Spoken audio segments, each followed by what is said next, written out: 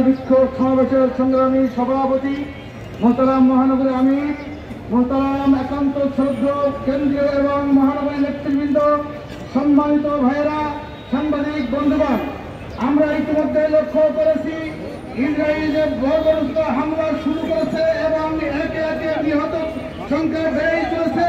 বিশেষ করে ইতিহাস সাক্ষী ইসরায়েলের এই আশ্রয় প্রার্থীরা দীর্ঘ কয়েক শত বছর আগে আশ্রয়ের নামে বিক্ষোভ দেশে খালি পায়ে উচ্চউলঙ্গ হয়ে আরবের বুকে একটু জায়গা দেয় আর এখন তারা মালিকানার দাবি শুরু করেছে।